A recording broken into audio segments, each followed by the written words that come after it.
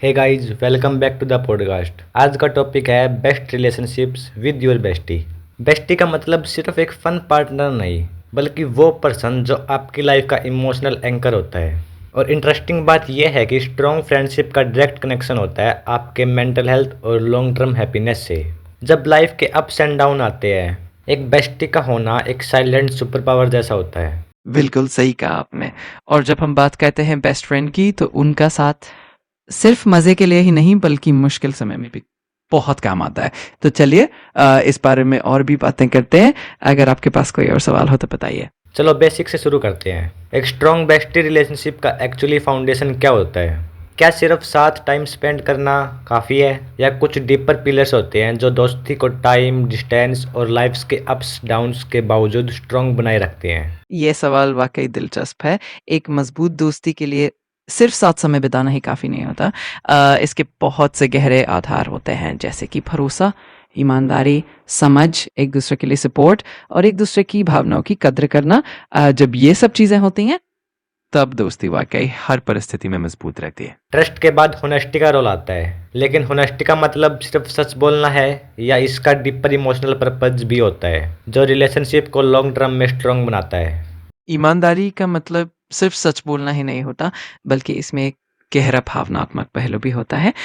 ये बात करने का तरीका, समझदारी से सुनना और एक दूसरे की भावनाओं की इज्जत करना भी शामिल है। जब हम ईमानदारी से अपने दोस्त के साथ कनेक्ट होते हैं तो वो रिश्ता और भी गहरा और लंबे समय तक टिका रहता है। बेस्टी के साथ मस्ती का लेवल अलग ही होता है, लेकिन मैं ये समझाना चाहता हूँ, क्या ये सिर्फ एंटरटेनमेंट वैल्यू ऐड करता है, या इसका भी कोई साइकोलॉजिकल बेनिफिट होता है जो रिलेशनशिप को हेल्दी बनाता है? मस्ती का पहलू सिर्फ एंटरटेनमेंट ही नहीं बल्कि इसका एक बड़ा साइकोलॉजिकल बेनिफिट भी होता है। जब हम अपने बेस्ट फ्रेंड के साथ हंसते हैं, मस्ती करते हैं तो स्ट्रेस कम होता है, मूड बेहतर होता है और इससे रिलेशनशिप में एक पॉजिटिव एनर्जी बनी रहती है।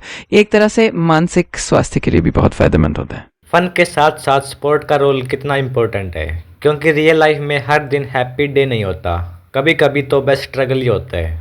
सही कह रहे हो। मस्ती के साथ साथ सपोर्ट का रोल बहुत ही जरूरी होता है, क्योंकि जिंदगी में हर दिन खुशगवार नहीं होता।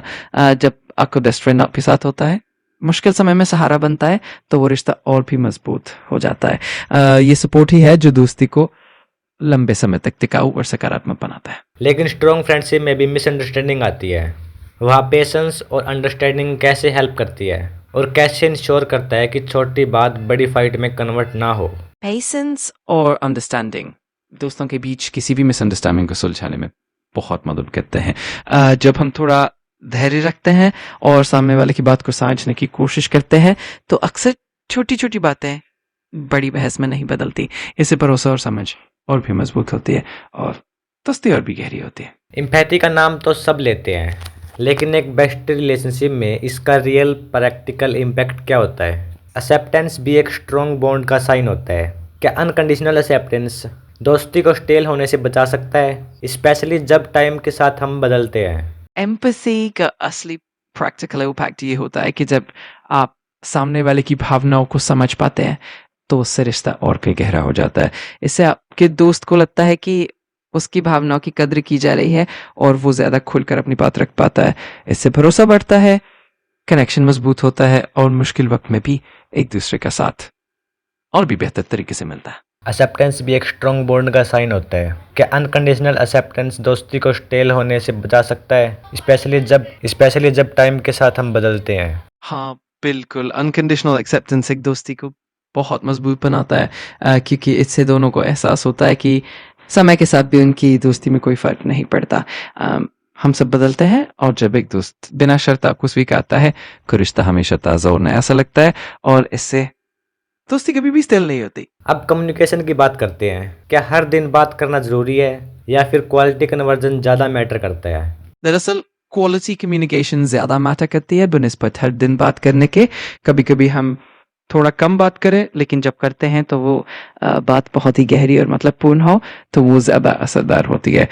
इससे आप एक दूसरे को अच्छी तरह समझ पाते हैं और रिश्ता भी मजबूत रहता है। एक चीज़ मैंने नोटिस की है, कुछ बेस्टी स्पॉन्टेनियस होते हैं। क्या स्पॉन्टेनिटी रियल बॉन्ड का फ्रेश और एग्जैक्टिंग बनाता है? हाँ बिल्कुल, स्पॉन्टेनिटी दोस्ती में एक अलग ही ताजगी लाती है। जब आप अचानक कोई प्लान बनाते हैं या कुछ नया और अनपेक्षित करते हैं तो वो रिश्ता हमेशा फ्रेश और एक्साइटिंग बना रहता है। इससे रूटीन नहीं पड़ता और दोनों को ही एक दूसरे के साथ नए अनुभव मिलते रहते हैं। लेकिन रियल लाइफ में जेलेसी भी आ सकती है, स्पेशली जब एक बेस्टी की लाइफ में कोई और क्लोज आ जाए। वह डैमेज कैसे अवॉइड करें? जेलसी एक नेचुरल फीलिंग है, लेकिन उसे मैनेज करना ज़रूरी होता है। सबसे पहले तो अपने इमोशंस को समझना और उनसे खुलकर बात करना बहुत मददगार होता है। साथ ही अपने दोस्त के साथ अपने बॉन्ड पे भरोसा रखना और उनकी स्पेस को रिस्पेक्ट करना भी ज़रूरी है।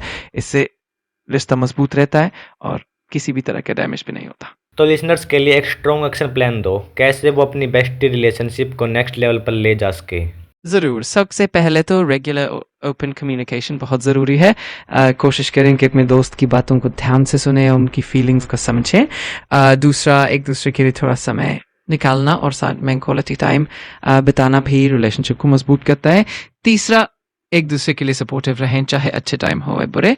और सबसे आखिर में थोड़ा स्पॉन्टेनियसनेस भी शामिल करें ताकि रिश्ता हमेशा फ्रेश बना रहे। और सबसे लास्ट टिप, ग्रेटिट्यूड दिखाना मत भूलो। एक simple thanks for being there message भी दोस्ती में बहुत मैजिक का काम करता है। बिल्कुल सही कहा। थैंकफुलनेस और ग्रेटिट्यूड दिखाना हमेशा ही रिलेशनशिप को और भी गहरा बनाता है। ये छोटी छोटी बातें ही दोस्ती में वो खास जादू लाते हैं जो उसे लंबे समय तक कायम रखती है। तो ये सारी टिप्स अगर आप मांगे तो आपकी दोस्ती और भी मजबूत हो जाएगी। परफेक्ट, ये था आज का एपिसोड। अगर पसंद आया हो तो अपने बेस्टी के साथ शेयर करें और उन्हें याद दिलाओ कि वो आपकी लाइफ का परमानेंट हाईलाइट है। बहुत बढ़िया समापन। मुझे यकीन है कि आपके श्रोताओं को ये एपिसोड पसंद आया होगा। ऐसे ही और भी मजेदार टॉपिक्स के साथ हम फिर मिलेंगे। अपना ख्याल रखिए और अपना दिन बढ़िया बनाइए। बाय। बाय। अपना ध्यान रखना और फिर मिलते हैं जल्दी।